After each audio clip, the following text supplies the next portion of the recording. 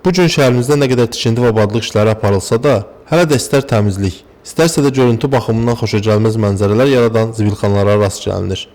Boş qutulara deyil, yerə atılan məişət tullantıları, tikinti materialları, vətəndaşların bağlardan topladığı ağac qırıntıları, bir sözlə evdə lazım olmayan bütün əşyalar küçələrdə əməlli başlı antisanitariya şəraiti yaradır. Bax körpə uşaqlardır, zibilin içində ayna qapımız açamırıq çivinin əlindən, and olsun Allaha. Zulümlüyə əziyyət çəkirik. İyidən durmaq olmur, üzr istəyirəm, bax pişiyin tinli gətirib tuluyub qaçırlar. Bəs bu daşınmır, həmişə belə qalır? Yox, daşınmır, bax düz bəlkə ildən çox da zibil oradadır, bax qapımızın ağzındadır. Və siz müraciət edirsiniz ki, bu zibil dərəsidir, jeklər Gəl, eləyirik qadan qalam, jekə gedirik də gəlirik, bax bu jek da qulağımızın dibindədir. Gəlib baxırlar, çıxıb gedirlər. Kameramızdan ehtiyat edən bir çox sakinlər də zibillərin vaxtında daşınmamasından şikayətlənirlər. Onların sözlərinə görə məişət tullantılarını yığmayan təmizlik idarəsinin işçiləri onu yandırırlar. Eləcə yandırırlar. Bax o yolun o üzünə bax, o üstündə. Bax sonra burada qapının ağzında. Allah haqqı edən leşin isinə ağzımıza yesin.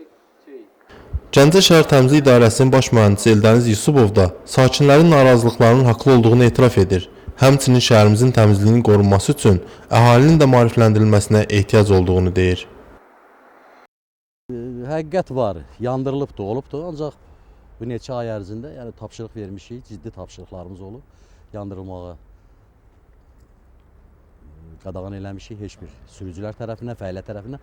Sakinlərin bir də görürsən özləri də yandırırlar. Sakinlərin özləri yandırır. Ancaq bu daşınmamağın belə ki, texnikanın biraz köhnəliyidir. Bir də ki, fakt bu dəqiqə, bax 4 dənə maşımızın motoru vurub, biraz ləngimə gedir. Biz təmizlik idarəsində məişət tullantılarını yığırıq. Bir də ki, məişət tullantısını götürüb remont tökürlər, elə bil təmir tikinti materiallarını tökürlər, qarışdırırlar. Onda maşın götürmür, manipulyatorlar götürmür. Bir də görürsən, onun səbəbindən qalır. Bir də əsas sakinlər o zibilləri nə olar? Şəhərimizin təmizliyi xatirinə, gözəlliyi xatirinə axşam saat 17-dən, 18-dən tullasınlar düz səhər saat 7-yə 8-ə kimi. Yəni o arafədə biz 2 dəfə yığırıq şəhəri. Yəni yığılsın, şəhərimiz gözəl görünər. İdarədən məişət tullantılarının vaxtında daşınmamasının digər səbəbi kimi sakinlərin zibil qutularına, ətrafa tikinti və müxtəlif təyinatlı tullantıların atmasını göstərirlər. Təmizlik idarəsinin sürücüsü belə olan halda təmizləmə işlərinin aparılmasında çətinlik yarandığını bildirir. Zibilləri qutulara atardılar. Bu bizə çox belə şey yaradır da, çətinlik yaradır. Biz qutulardan zibili yığmağımız daha sərfəli olardı ki, şəhərimizin gözəlliyi bizim üçün gözəllikdir. Yəni biz xəstəlik yaradır yerə töküləndə, it pişik dağıdır bunları, hamısını çox bərbad halda görsənir şəhərimiz.